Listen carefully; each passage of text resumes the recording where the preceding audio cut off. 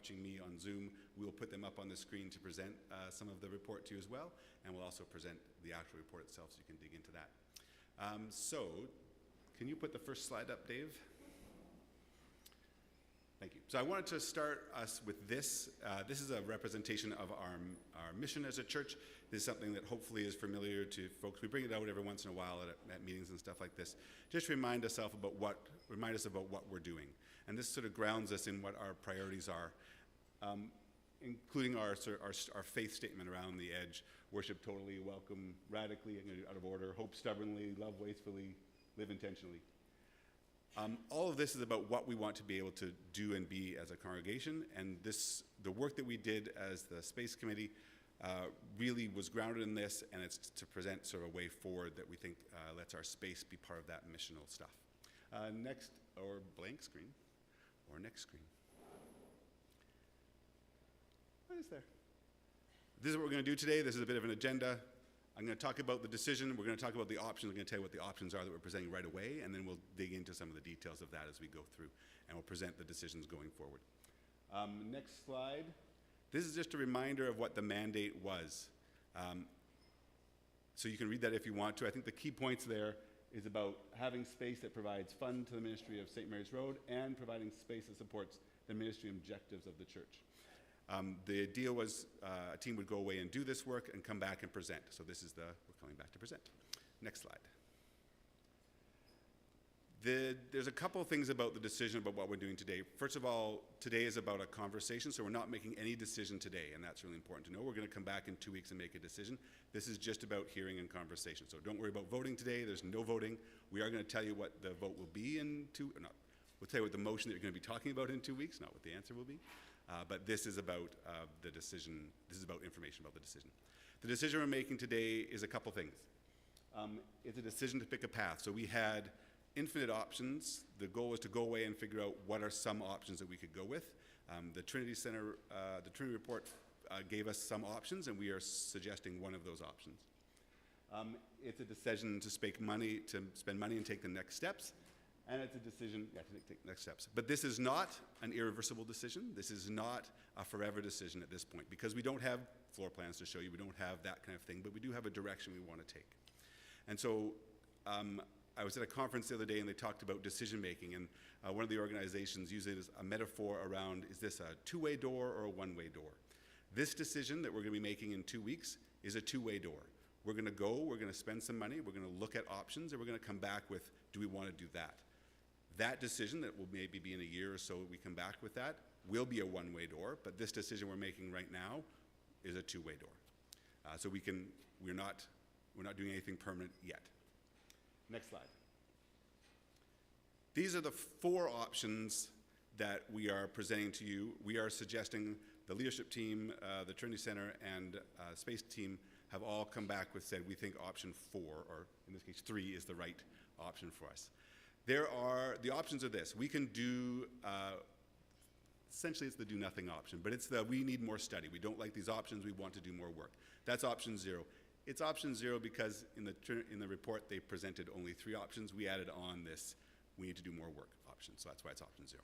So option 0, we can do more work. We can go back and do more study. We don't like where these options are. That is a valid option. Option 1, they looked at and said, you could do some work to rent out the space. We're going to talk about what that might mean. There could be more rentals. There would be some renovation work that would have to happen. There's some possibilities around there. Option 2, they looked at and said, you can actually do some space redevelopment. You could, based on a lot of the work that they've done, there is opportunities now, we'll get into that a little bit, to do actual redevelopment. We could build condos or apartment buildings on part of the land and use the other part of the land, leave it as it is, and do some redevelopment there.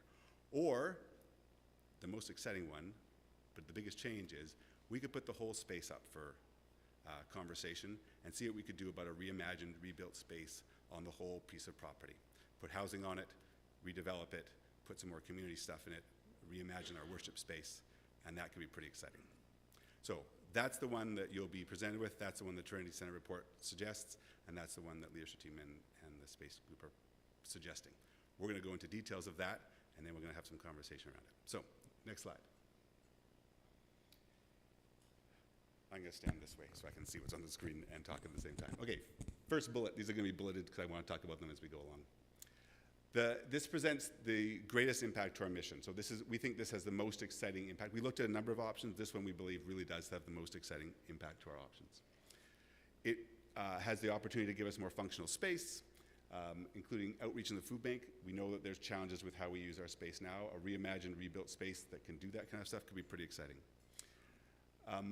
We think we can do a lot more with community groups when you reimagine what you can do with a new space. There's housing.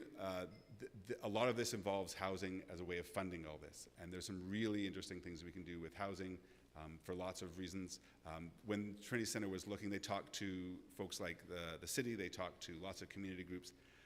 Housing is a big focus right now, and there's lots of opportunities there. It would provide us with revenue. We would have revenue from the housing to do a lot of missional work. And the possibility for renewal through this is also just really, this got us really fired up. The potential to build a space that is exciting, that does this kind of work, that does this kind of outreach, there was some really exciting stuff that, in terms of possibilities around this. Again, we haven't seen floor plans, but the ideas that came out of this, what could this be for us? Very exciting.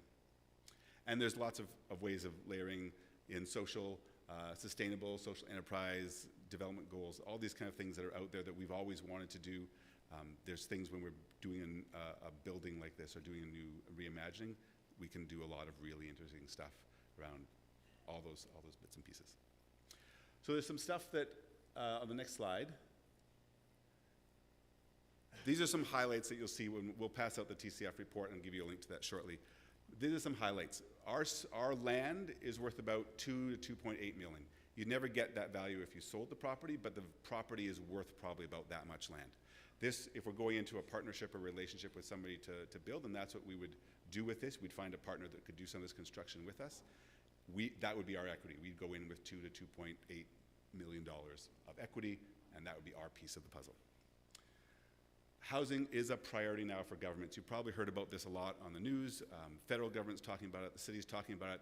There's been a ton of rule changes about what can and can't be built where. There's a lot of funding right now for housing. Housing is a huge priority. When we talk to folks about this at the city, they were excited about a possibility of this kind of project going on, because they know when a church comes into this, we bring certain context around that ourselves. We'd want to make sure this was sustainable. We'd want to make sure this had mixed use. We'd want to make sure this reached goals that were not just profit-driven. There is some profit out of this that we like, because this is going to fund some of our missional work, but there's some pretty exciting stuff in here that the city and other places are lined up around for funding. And that is happening now. So there's some opportunities now. We don't know how long. That's why there's a little bit of urgency around this. Government priorities shift. If there is a change in government with an election, some of those things shift. We know that there is funding and there's grants available now for this kind of work. There's been changes in zoning that have happened recently that allows us to do a lot more construction. So if you look along St. Mary's and St. Anne's, most of the buildings there are 3 or 4 stories. That's not the limit anymore. And so there's more height you could do, there's more density you can do. So that makes this what might have been not a real possibility here. When we first started looking at this, housing wasn't really a good option, because you just couldn't get dense enough to make it worthwhile. You can do higher and you can do more, and there's some really exciting possibilities around that. Rental could net, when we looked at the rental option, about could we just rent out the space? Can we do more investment? Can we rent that out? We could probably get between $40,000 and $100,000 annually, but when we looked at what it would cost to get this space, especially the sanctuary, to a point where we could rent it, we're looking at $800,000 to $1.5 million to get that space ready. And that's because of things like the boiler, which we know will need a replacement. That's a whole HVAC redo. But that sanctuary is built to be a sanctuary. And so it has to have fixed seating in it like it does. And if you want to rent it out for anything other than a sanctuary or a fixed seating type of thing, it's going to take a lot of work to do that. And it's not accessible, especially the basement. There's a lot of other things that are a challenge with it. So you need to invest significantly if you want to be able to get significant revenue back from it. So that was a challenge. And we looked at that, balancing what we need to invest there versus what we might get out of it. It would be a challenge. Yeah, Russ? Rental, so as this space is, if we want to rent this out, if we want to do, So the $100,000 that we'd have to put money in to make it more rentable, more attractive to people. That's without, yeah, so that's without construction. So if we just went with the rental option, because that's an option, let's just rent out our space more, we'd have to invest a lot, and the return wouldn't be as significant than the construction option, which we'd also do rental in the construction option, that's true. There'd be, yes, good clarification. The construction option has rental in it as well, housing, but also community rental and stuff like that. The greatest financial return is achieved through redevelopment, which has also got the greatest impact on our mission. The redevelopment has significant financial returns for us, we believe, and we believe the impact we can make on the community in terms of a usable space. Think of what we could do to make this space more usable for the food bank, for the community groups that want to use it, for the groups that have wanted to come in here, but there's always a challenge around using the space for some reason, about renting out for larger functions. There's so much we could do with a reimagined space that would be really exciting. So that, we think, has the most impact missionally and the most return financially, which is why we went there. Next slide. So there's a lot that surprises about the report that we weren't quite ready for. So that's why we're having some of these conversations now. We did not imagine a total rebuild, which is what we're suggesting, would be on the table when we went into this. It was not even, we thought maybe housing and a little bit, something like that. This was not what we thought would happen, but it's super exciting. When we got into it, started to understand it, we're very excited by it.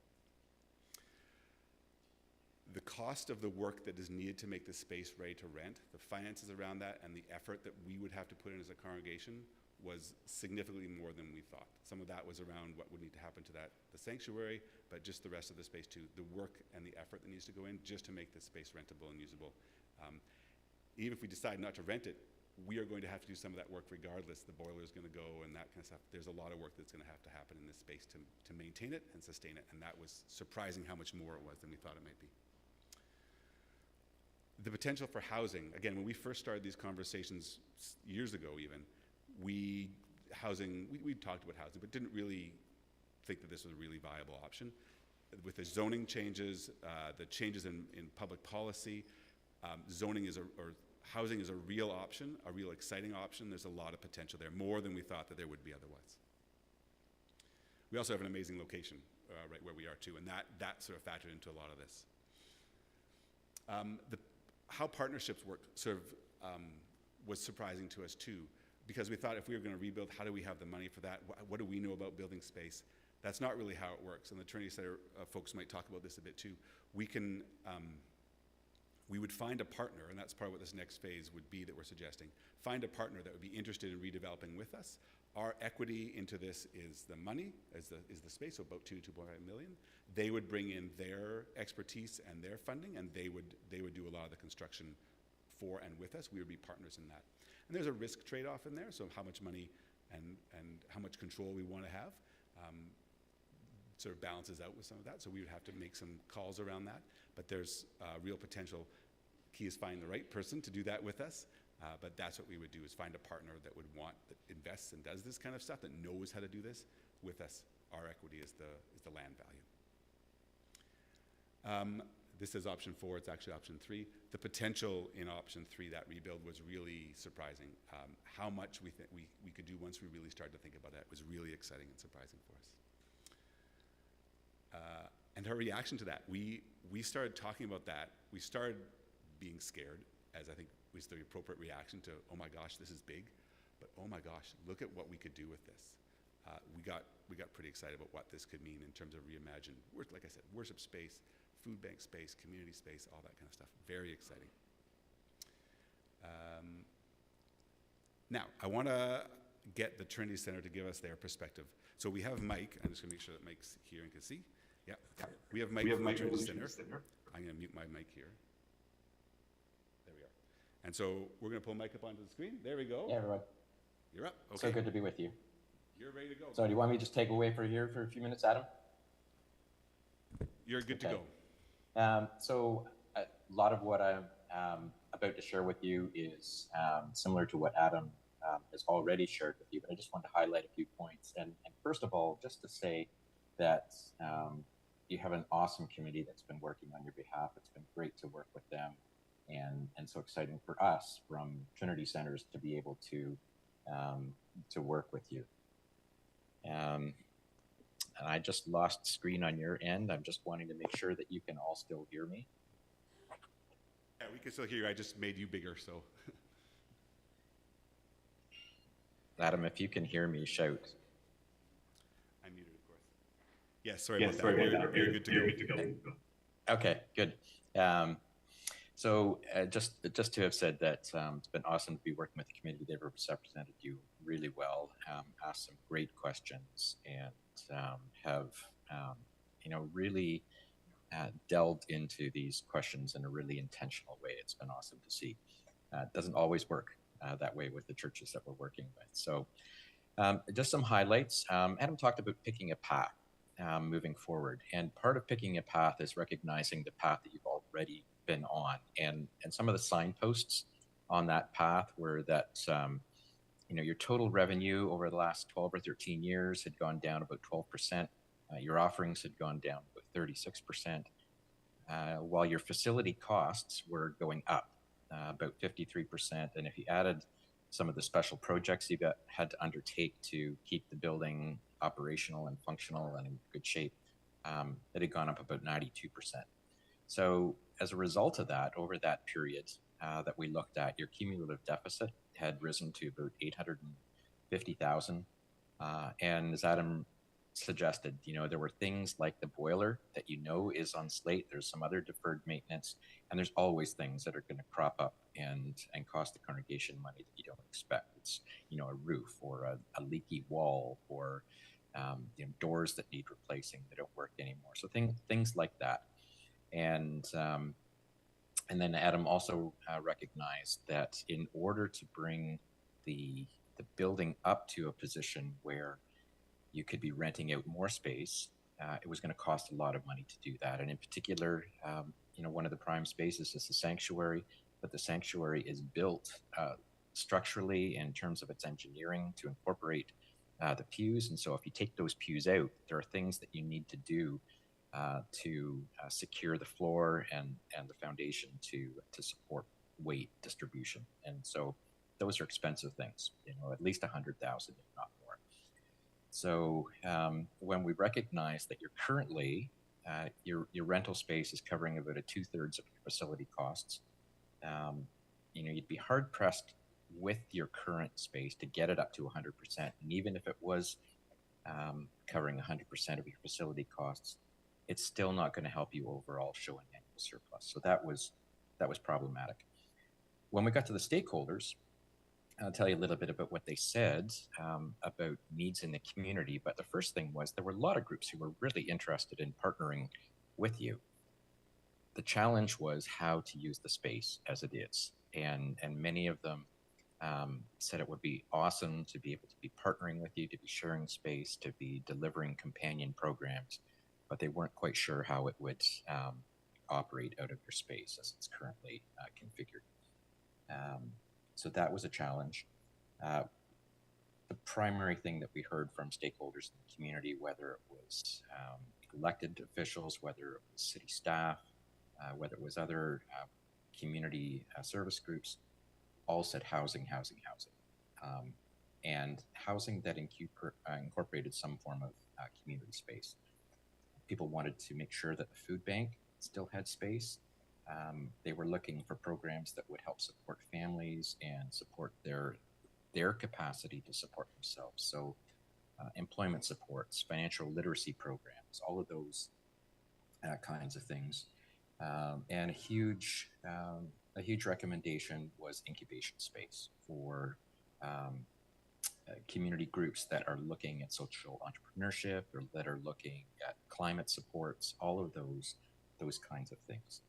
So something that really promotes the church's place in the community as a real companion around pursuing sustainability in a number of different ways. So not just for the church itself, but sustainability for the community. So out of that, Adam talked about the recommendations that we had, and I won't go into the details of all of them, but just to say that from all of the conversations that we had, the space that you have, the capacity that you have within the congregation, our recommendation was to pursue some form of hybrid housing that incorporates community space. Adam was talking about zoning. shifts. And one of the things that the city has raised in discussions with us is if the church is able to promote community space, third space, as a part of this development, that there are potential for density bonuses. So you can even move beyond what zoning would typically suggest for that piece of property. The advantages to you in terms of pursuing a project like this is that it reduces the church's footprint in terms of your own programming, which means you also have less space to take care of, but it adds community impact. And so it may be increasing space, but space that you're not necessarily responsible for yourselves. And it generates additional revenue to do that. Adam mentioned the kinds of scenarios in terms of partnerships with the developer. Something called joint venture partnership is a model that we often suggest. And it's one, many churches want to increase their community impact, but they also need to generate revenue. And they think that, we could just sell off a portion of our property, we sever it, we get the money out of it, and we allow a social developer to pursue development that has, some specific aims in terms of meeting community need. In a joint venture partnership, the congregation stays in the deal. And one of the things that is beneficial around that is, say if your property is worth 1.8 or just, roughly for calculation, say $2 million. If you stay in a joint venture partnership, once that property is developed, it increases in value. So it could be 3 million, could be 4 million. And so what happens is that you split with the developer the increased value of the property. So if you look at it initially, you get, your equity out of the land. So you're $1.8 million. But, if you're increasing the value of the project, then it potentially increases the revenue that you receive from that. So that was one of the primary reasons for exploring that. I think the biggest thing to say is, as Adam mentioned, is there's huge interest in the community and supports from government representatives. There are financial incentives right now to be able to pursue this. There's lots of interest and support from the mayor's office. And in fact, when we were talking with the mayor's chief of staff, we had already been, Trinity Centers had already been looking at coordinating a citywide discussion around how to reimagine faith spaces. And as a part of that conversation, the city asked us if we could maybe include city-owned spaces and facilitate that conversation on their behalf. So there's huge interest in how to bring these third public spaces into the public eye and how we can increase their social impact and meet the community needs that you're all experiencing. Again, a lot of words from me, and Adam's, I don't know if Adam, if you've got more to share, but also happy to ask or to answer questions that any of you have.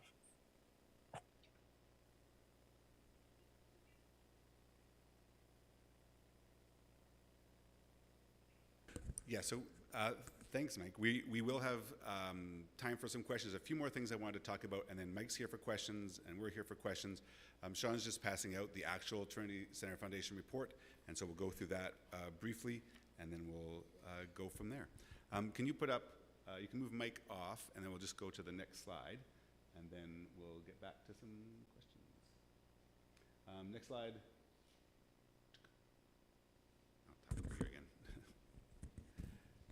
Okay, so this is the Trinity Center report. If you want to get it, we're going to email this out, so there's an electronic version. There's a bunch of appendices.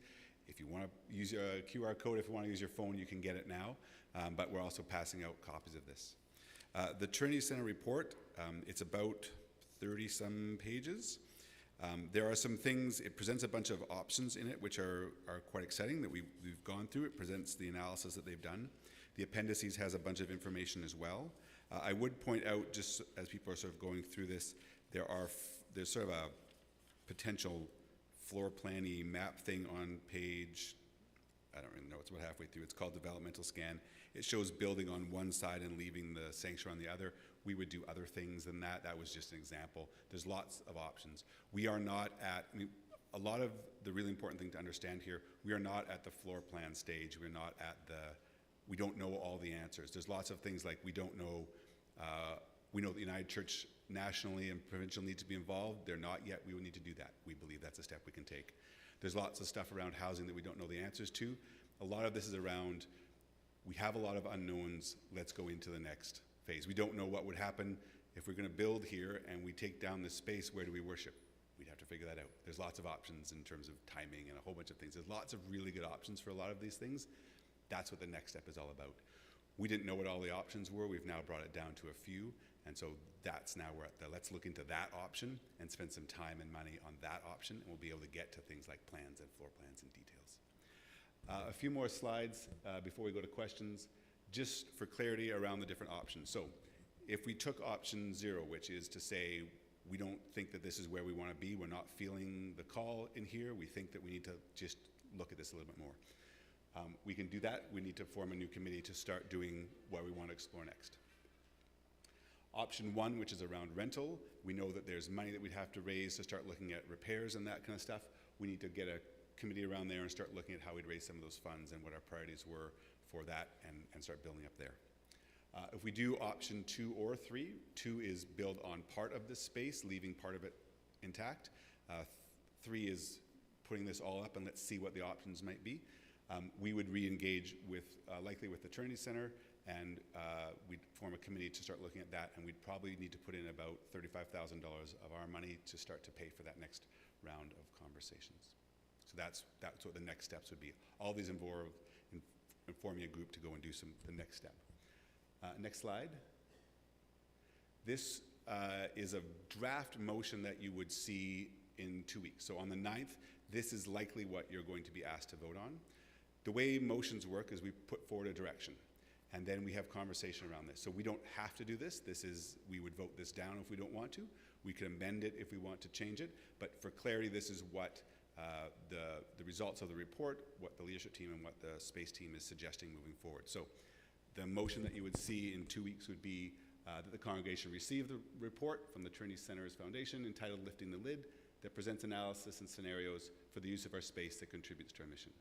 And that the congregation, upon careful and prayerful reflection, chooses to pursue a reimagined space that could mean redevelopment of the entire site, including both the east and west wings, the sanctuary, and the CE building. For clarity, this means scenario 3 as presented in the TCF report. And that the congregation authorizes the leadership team to appoint a team to pursue this option on behalf of the congregation and present detailed plans back to the congregation for approval. And that the congregation authorizes the leadership team to allocate up to $35,000 of reserve funds to this work. So a few points in there. This is about taking the next step, about considering these options. This is the two-way door thing. We would come back with a plan at that point. Here's what floor plans would look like. Here's what engagement would look like. And there'd be lots of engagement with the congregation, by the way. So this is not sort of, you'll not hear about it again until there's plans. This is let's start an engagement process around this. We would come back before anything would change. We'd put a team together for that, but we also need to put some funds together for that. And I think, is there another slide? I think that's it. Oh yes, and so the next steps around between now and the 9th, when you're going to be asked to make a decision. Again, we're not making a decision today. Today's just conversation. On the 9th, we'll come back and make a decision. We have 4 listening times set up. So this is meetings that if you just want to talk to the space team about and dig into some stuff or ask some questions or just you want to be heard about some concerns, we have time for that. On the 28th here, 6:30, we'll be here in person. You can come talk to us. We're going to meet with the youth that night during youth group. On June 4th at 10 o'clock here, and then June 7th at 7 p.m. online. We're going to email this all out. We're going to email out the report. We'll email out these dates. They were in the link, but they'll be in again. And that you can also email us and stuff like that too.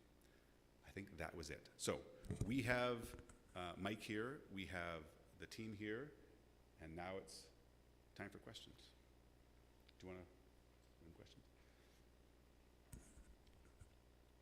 Mike's good. So just by way of summary, we were tasked with seeing what possibilities were about a year and a half ago. There's a lot of possibilities, and we put a lot of work into getting us to this point. We're very surprised at how wonderful this opportunity is for us to impact our mission, to contribute to the community in a meaningful way. And we have a lot of questions too. And, you know, some questions we might have, what about parking? What about the existing building? Where are we going to worship while construction is happening? We're not here to answer those questions today. We're here to say we have those questions as well. But that what we're asking for is really just permission to go down the path of investigating what this might look like. So that's just by way of summary and maybe some different words. So any questions or comments? Karen? Can we move the mic around? We can move that mic around.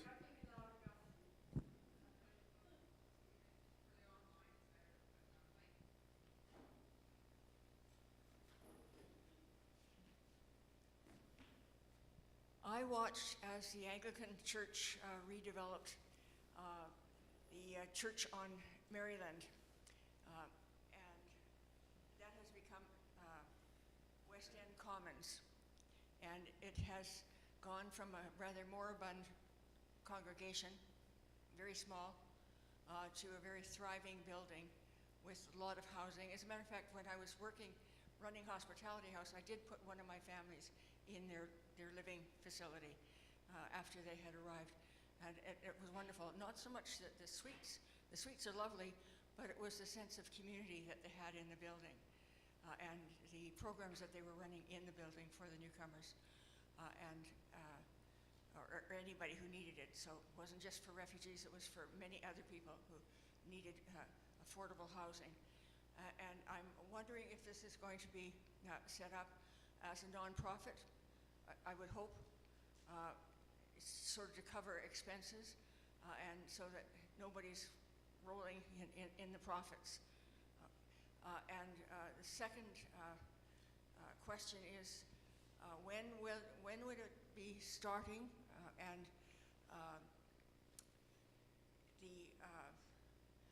can the foundation front that first $35,000 investment? All right, Karen, thank you. So Pat is taking some notes, and as we were saying before, we're not going to have answers to a lot of questions because the next step is just exploration. But we'll make special note of that. There's going to be lots of conversation amongst the congregation, and really good points. Who else has got a question or a comment? Mr. Mike. Do you want the mic, Mike?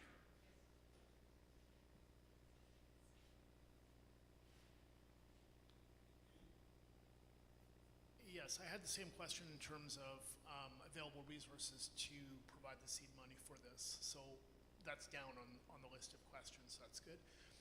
The other question I have is in regards to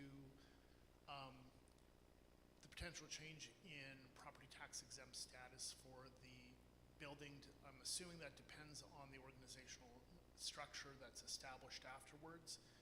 And depending on how that takes place, who is responsible for those taxes? Mike?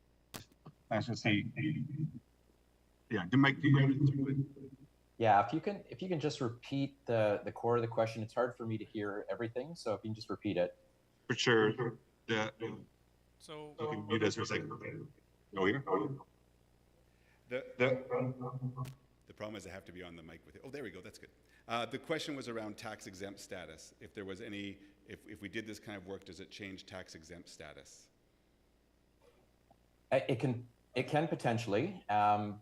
It depends on one, how the mix is used in the building, and even what the resident design is. So if it's supportive housing, that can make a difference. Whether it's whether they're condos, rentals, that can all change it. In terms of the community use of space, again, it depends on the tenants. The thing that we do around that is that it won't affect the tax status of the church itself, of the congregation. So any development that is involving things that could be taxed, then we work those into the lease agreements so that it's not a cost to the congregation, it's a cost to the partners who are using the space along with the church. And again, we're just so many questions. And you can imagine when we received this report, our team, We said, holy smokes. So it takes a little while to get used to it. And then, as Adam said, we got excited. And then we went to the leadership team, and they were, holy smokes. And then they were excited. So we're giving ourselves some time here and keeping a list of questions. And we've got those opportunities to, once you've had a chance to read the report, and have a more thorough conversation as well. I did want to add one thing, just one of the things that Karen had talked about in terms of nonprofit. I think there's lots of ways of organizing that. There is, part of going into this was two purposes for the church. One is around missional, but also there is around some funds. So there is some expectation of funds coming back to the congregation to do mission with that. So there is, but there's lots of ways of organizing that we need to dig into and look around. I saw a hand at the very back. I don't know if Freya, if you had, or Kathy, you had a question? Do you want to?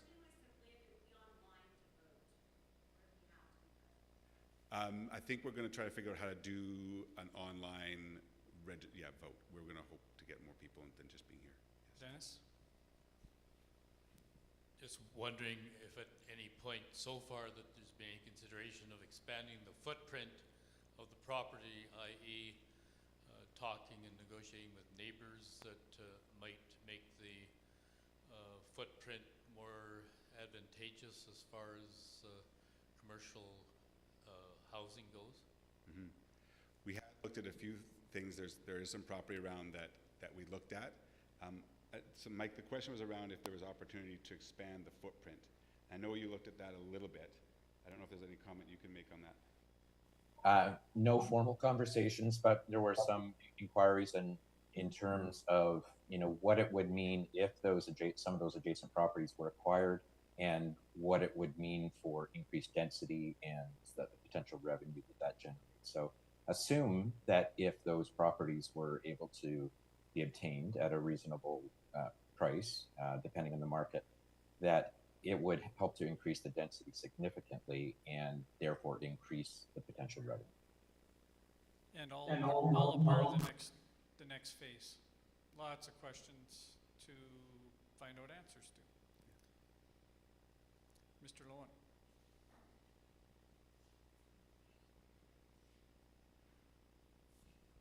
So I'm wondering whether you can say any more about how this joint partnership would work. Who finds the joint partners? What is their motivation for being involved? How do we, is there any thought about how that gets structured and how that assures us of the return that we're looking for? Is the joint partner doing this from a missional point of view or mostly from a desire to earn profits? Anyway, if there's any more you can tell us about the joint partnership, I'd be interested. Did you hear that question? You'll need to repeat it, Adam. Okay.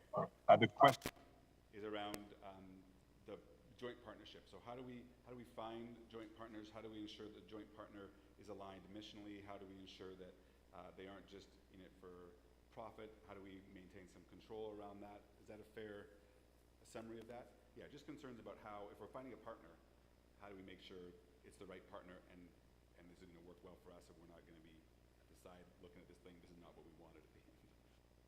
So we're not going to come to you with a recommendation that says you have to work with this developer.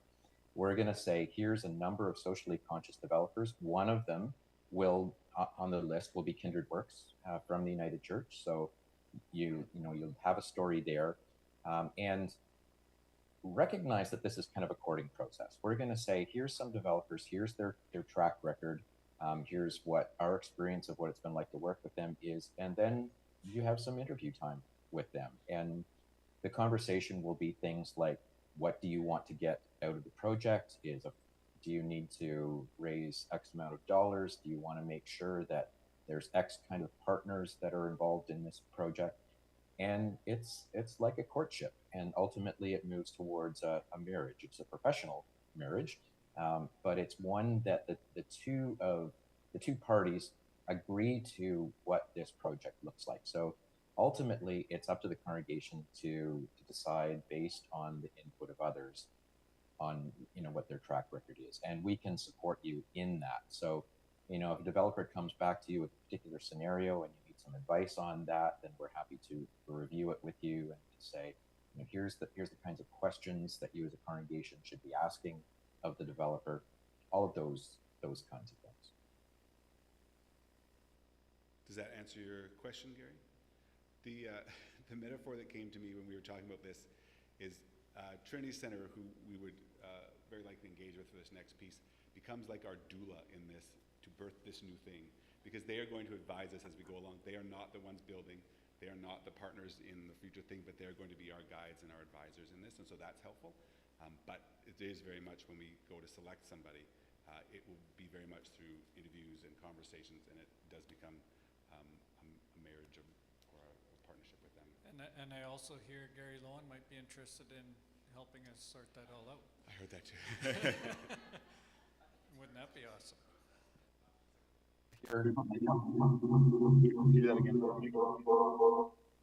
Yeah, I think it's very much a process of, if you imagine that you're selling your house and you're trying to select a real estate agent that's going to help you, or you're doing some major renovations and you need to decide on the contractor that's going to work with you, that you're not just going to go and look for the cheapest. You're not just going to go and look for so-and-so, they did a work on your neighbor's kitchen or whatever. You're gonna look into 4 or 5 different contractors or real estate agents, depending on the scenario, and have a conversation and see how they feel or you feel that they can best represent your interests in one project. Other questions? Bring your questions to these upcoming meetings. Can we put that back on the screen? Dave's just going to move it back into the screen. Yeah, so if you want to dig into this more, we'd encourage you to read we're not done, by the way, so we're not trying to wrap this up necessarily. We want people to read the report. We want people to think about this. This requires prayerful reflection. This requires considerable sort of time with this. So we've given you 2 weeks. That's not considerable time, but it is some time to sit with this. If conversation with others or with us is helpful, there's 3 times that will be available. If you want other times, if you have a particular group that you'd like us to come to, let us know, and we'll do that as well. Talk to each other, talk through this, think about what this means, and when we were talking about this, I think we put this in a link a couple weeks ago, there's a heart reaction to this and a head reaction to this, and we had both, and leadership team was talking about this too, their head and heart reactions. And so we need time to hear both of those and have both of those have a chance to sort of settle in us so we can see where we're being called to with this, because this is a big deal. This is a big deal. Do you have a question, Dave? Yeah.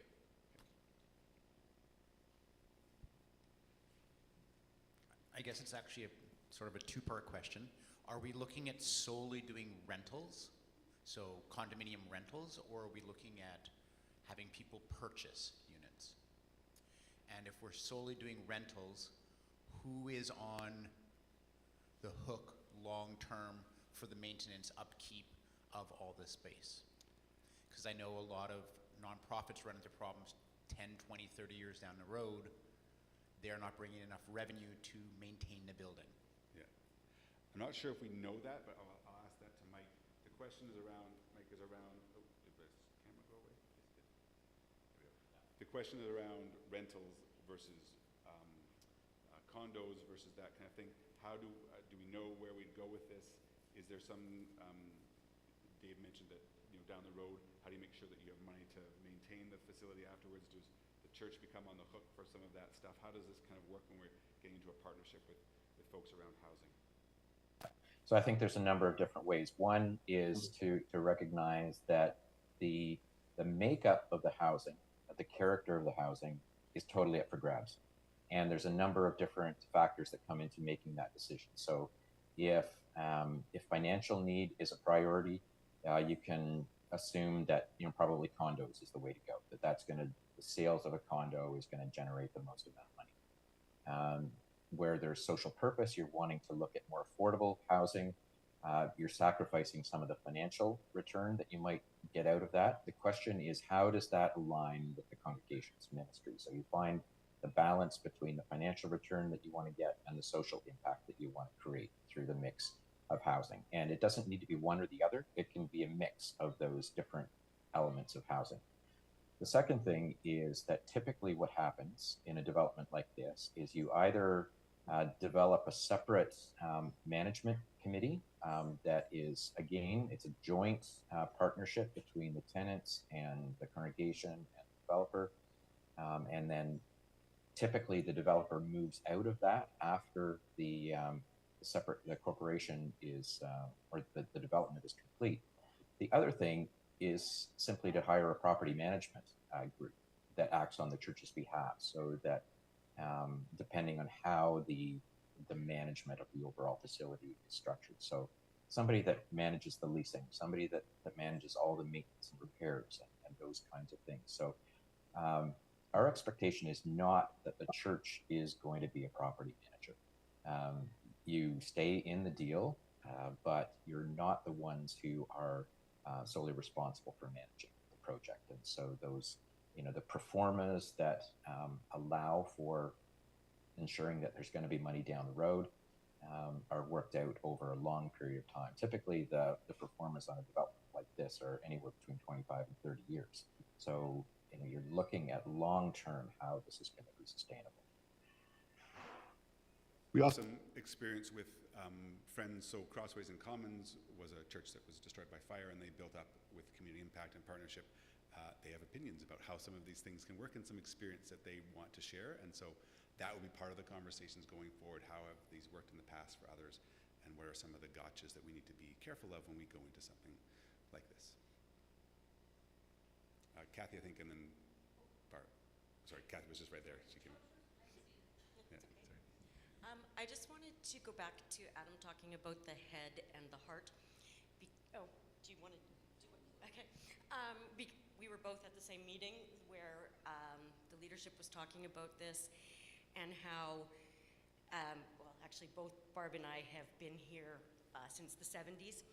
And so we have a long history with this church, and it means a lot to us and our families. My grandparents were members here as well.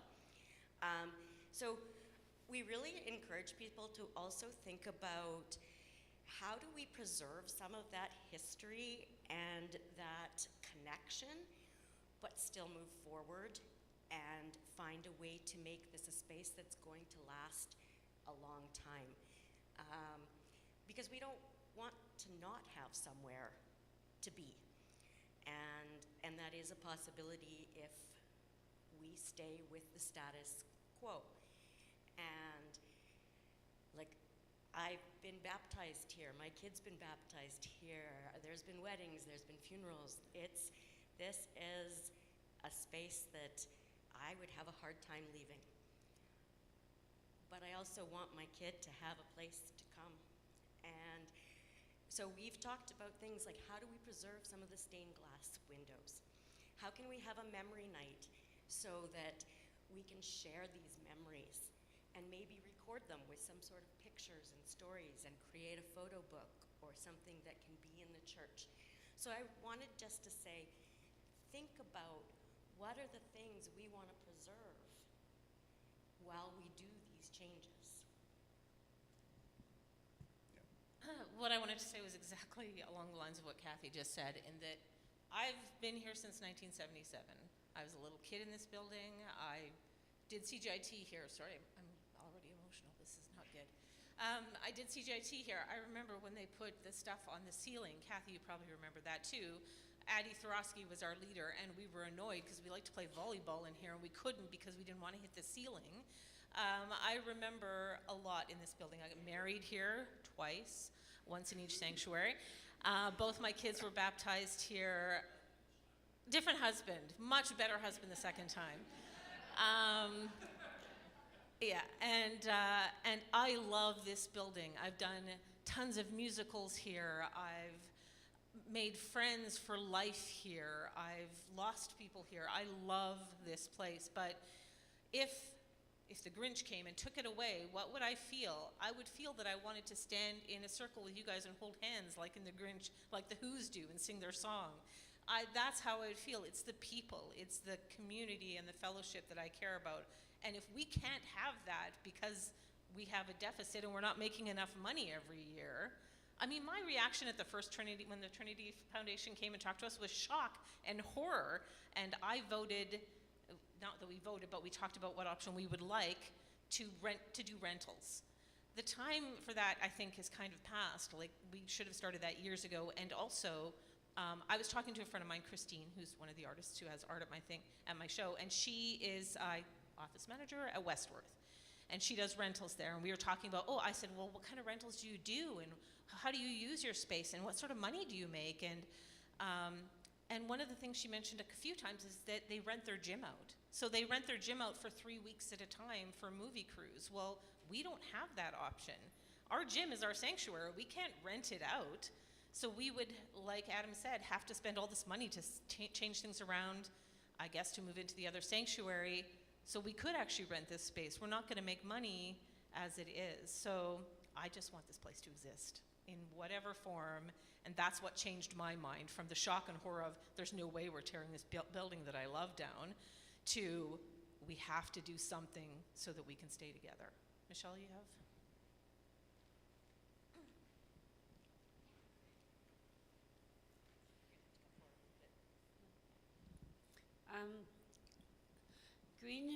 Greenwood United, well, it was Greenwood United, and they changed the name and put the sign up the day I was to be married, and I told them they had to take it down or none of my ex-husband family would be at the wedding, because our invitation said Greenwood United, not McClure United on it. So they built, and some of the stained glass windows in that they have apartments and they have a worship area, and some of the stained glass windows were incorporated into the sanctuary and the building. So that's one way to preserve some of the stained glass windows, because I think that's really important as well, because it's part of the history and that. Thanks for all that, the reflection about the importance of this space. It really is, there's a lot of history and emotional connection to this space, which we absolutely need to figure out how to honor and pay tribute to, and there are ways, and exciting ways, that make that possible. It's part of the heart reaction to this, which is really, really important. Thank you for sharing all that. Other questions, other comments?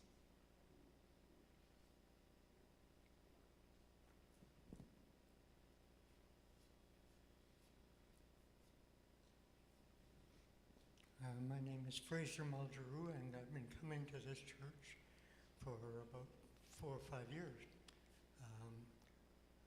I'm also from Greenwood United Church. I was called to be the minister of Greenwood United Church in 1974. So we had 2 congregations, Greenwood and Chalmers, that decided to amalgamate. And then we decided to build a housing unit for seniors.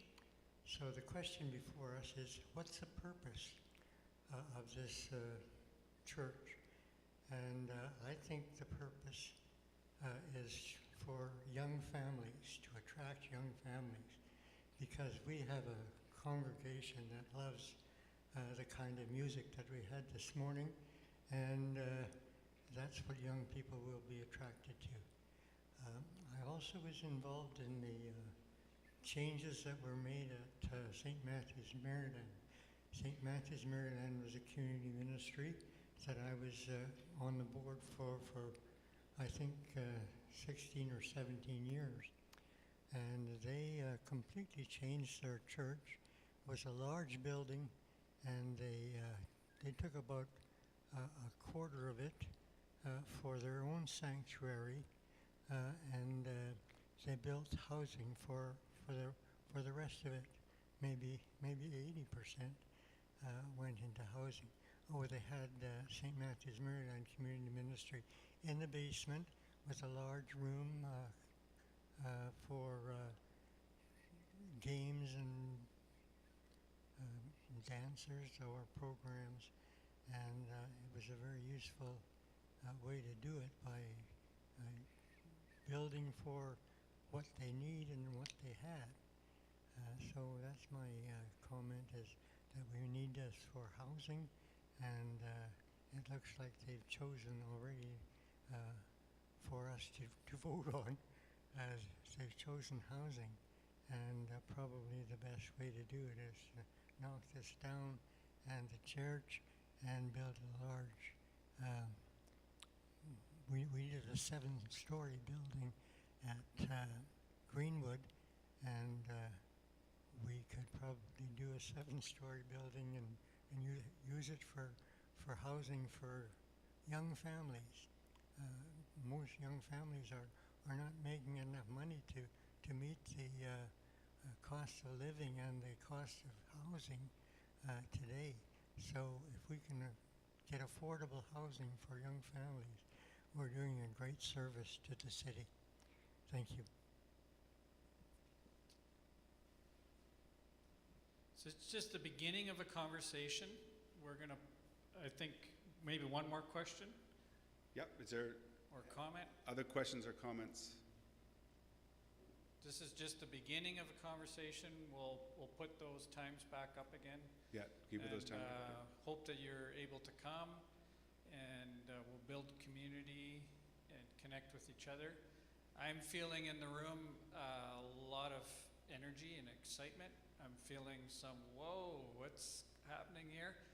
And I feel the Creator present, and I think a good way to end would be in prayer. So we're going to ask Phil to carry us out.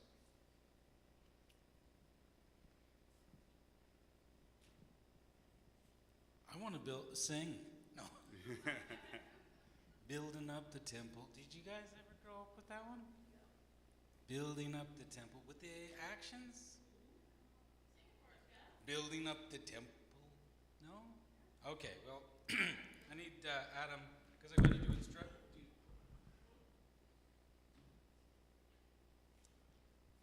This is the extent of actions that I do. Building up the temple, building up the temple, building up the temple of the Lord. Girls, won't you help us? Boys, won't you help us? Non-binary again, won't you help us? Building up the temple of the Lord. I just, I think the opportunities, I think it is incredible that we have a community that is more than just these 4 walls, because there's more than 4 walls. But that they're willing to venture forward in this, because we need to, and take into consideration the need to make this God's house. Remember that function, that the church started way, way, way back when, in people's homes. And so how fitting to be reflecting on the possibility of having our sanctuary literally attached to homes. I think it is something to think about, pray about. Let us pray. God, thank you for the people of St. Mary's Road United Church, for the good people of Trinity Foundation, for the Space Force, for the leadership team. We are grateful for all the souls who have been part of this congregation through its many years and iterations.